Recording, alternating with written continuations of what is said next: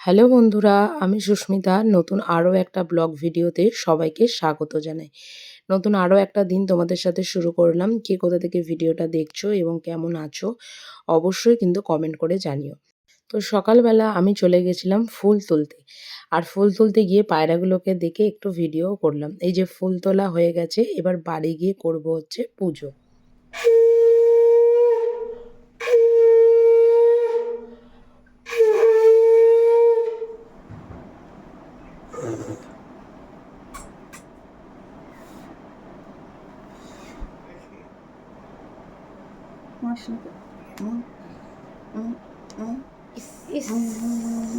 Sonama, sonama, sonama, sonama, sonama, sonama, sonama, sonama.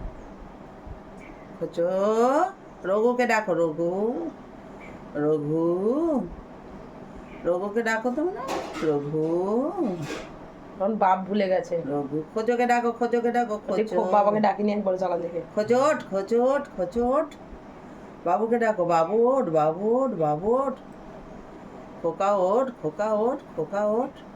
না সোনামা, সোনামা, ওটাই ডাকছে রঘু, সোনামা। রঘু, এবার রঘুতে পেয়েছে, রঘুতে পেয়েছে, রঘুতে পেয়েছে। এদিকে বাড়ি যাব বলে ব্যাগপত্র আমার মোটামুটি সব গোছানো হয়ে গেছে। আর টুনটুন ওখানে দেখছে যে ব্যাগগুলো নিয়ে কে কোথায় যায়। কেউ জামা কাপড় পরলে বা কেউ ব্যাগ নিলে ওর ভীষণ একটা টেনশন হয় যে ওকে ছেড়ে হয়তো কেউ চলে যাচ্ছে, এরকম আর কি একটা ব্যাপার। তো যাই হোক, বাড়ি তো চলে এসেছি, সেই ভিডিওগুলো আর করিনি, কারণ পরে দেখলে নিজেরই বড্ড মনটা খারাপ করে। তো যে কারণের জন্য আর ওইসব ভিডিও কিছুই করিনি। বাড়িতে এসে একটু রেস্ট নিয়ে ফ্রেশ হয়ে এদিকে মা রান্নাবান্নার জন্য সমস্ত কিছু কেটেই রেখেছিল।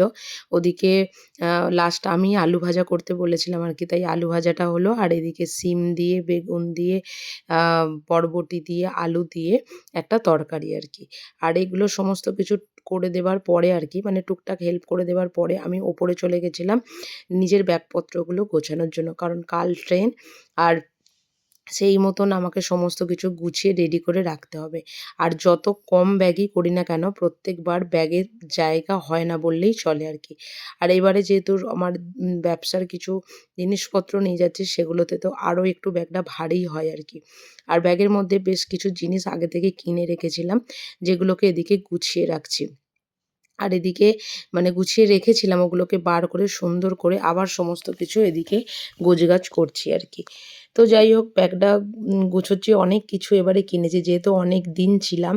আর টুকটুক টুকটুক করে মনে করে করে বাড়ির যে সমস্ত টুকটাক প্রয়োজনীয় জিনিস, যেমন হচ্ছে সবথেকে মেন জিনিস হচ্ছে টেবিল ক্লথ।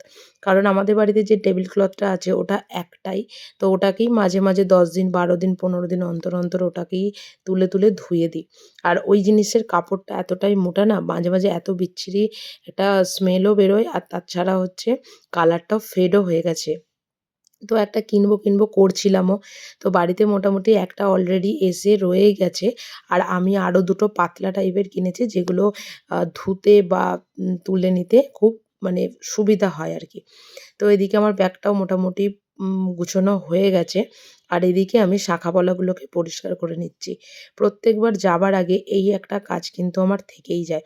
সেটা হচ্ছে যে শাঁখাগুলো পড়ে থাকে সেগুলোকে পরিষ্কার করা, আর যেগুলো তুলে রাখবো সেগুলোকে পরিষ্কার করা। আর এখন আমি যেটা পরিষ্কার করছি সেটা হচ্ছে যেটা আমি রেগুলার পরে থাকি। তোমরা সবসময় যেটা দেখো ব্লগিংয়ে সেটাই, কারণ সেগুলোও প্রচণ্ড পরিমাণে নোংরাও হয়েছিল, আর ওগুলোকে কদিন ধুয়েও রেখেছিলাম। তাই এবার ওই শাঁখা বাঁধানো, পলা বাঁধানো যেগুলোকে পরেছিলাম সেগুলোকে খুলে এবার রেগুলার যেগুলো পরে থাকি সেগুলোই আর কি পড়ে নিই। এটা প্রত্যেকবারেরই কাহিনী। কারণ এই ফাঁকে ওগুলো পরিষ্কারও হয়ে যায়। আর বাকি যেগুলো মানে যেগুলো থাকে সেগুলো তো আর সারা বছর রেগুলার বেসিসে পড়তে পারি না, তো ওগুলোও একটু আর কি পড়া হয়ে যায়। আগে যখন হাতে কিছু পড়তাম না, কিন্তু এখন হাতে পড়ে থাকি সবসময়। যদি খোলা হয় তখন মনে হয় হাতটা কীরকম যেন একটা ফাঁকা ফাঁকা লাগছে আর কি। তো ওদিকে আমার শাঁখা বাঁধানোগুলো মানে যেগুলো ছিল সেগুলো সমস্ত কিছু পরিষ্কার হয়ে গেছে। আর এদিকে আজকে দুপুরে ভাতও খেতে বসে পড়েছি। আলু ভাজা, তার সাথে হচ্ছে বরবটি, আলু, বেগুন দিয়ে একটা তরকারি, আর তার সাথে হচ্ছে ইলিশ মাছের সর্ষে পোস্ত দিয়ে ঝাল। আর এদিকে সন্ধ্যাবেলা মা করছিল হচ্ছে তালের বড়া। তালের বড়া বা তালের ফুরুলি যেটাই বলো না কেন, খেতে কিন্তু বেশ ভালো লাগে। আর আমি এর আগেরবারেও যখন এসেছিলাম, আমি যাবার আগেও আরকি করে দিয়েছিল। মানে বাড়িতে খাবার জন্যই আরকি, নিয়ে যাই না তাল জিনিসটা আরকি। তো এদিকে হচ্ছে তালের ফুরুলি। আর আরেকটা জিনিস যেটা আমি সত্যি কথা বলতে কোনোদিনও খাইনি বা কোনোদিনও এরকম জিনিস হয় বলেও আমার জানা নেই, খানিকটা ওই ভাজা পিঠে টাইপের মতন দেখতে। তো সেটাও এবারেও খেলাম ওই নারকোলের পুর দিয়ে ওই চালের গুঁড়িটাকে ওই তালের লিকুইড যেটা হয় আর কি, তো সেটা দিয়ে ভালো করে মেখে মানে ভাজা পিঠের মতন। তো আমি কোনোদিন দেখিও নি জিনিসটা কীরকম কী করতে হয় না হয়, আর কোনোদিনও খাইনি। তো যাই হোক, এদিকে মা করছিল, আমিও মাঝখানে দুটো একটা বানিয়ে দিয়েছি, কারণ ওই কুলি পিঠে টাইপের জিনিসগুলো আমার করতে ভীষণ ভালো লাগে আর কি। তো সেটা মোমোই হোক বা কুলি পিঠেই হোক বা যাই হোক, তো এই একটা জিনিস দেখে রাখলাম। আর আমরা যেখানে থাকি সেখানে তো মোটামুটি সারা বছরই নারকোল পাওয়া যায়, প্রত্যেকটা মুদিখানার দোকানেই বলতে পারো। তো ওখানে যদি তাল পাওয়া যায় তো আমি তোমাদের সাথে অবশ্যই এই রেসিপিটা বা এই জিনিসটা শেয়ার করবো। আর কে কে এই জিনিসটা আগে খেয়েছো অবশ্যই কিন্তু কমেন্ট করে জানিও। তো যাই হোক, চলুন এই তালের ফুরুলি বা এই গুলো খেতে খেতেই আজকের ব্লগটা এখানেই শেষ করছি। যদি কিছু ভালো লেগে থাকে একটা লাইক করবেন, শেয়ার করবেন, চ্যানেলটি সাবস্ক্রাইব করে পাশে থাকবেন। দেখা হবে নতুন আরও একটা ব্লগ ভিডিওতে, নতুন আরও একটা দিনের সঙ্গে খুব তাড়াতাড়ি। সুস্থ থাকবেন, ভালো থাকবেন, আর ব্লগগুলো কেমন তো আপনাদের লাগছে সেটা কিন্তু অবশ্যই কমেন্ট করে জানাবেন। আজকের মতন এখানেই ব্লগটা শেষ করলাম।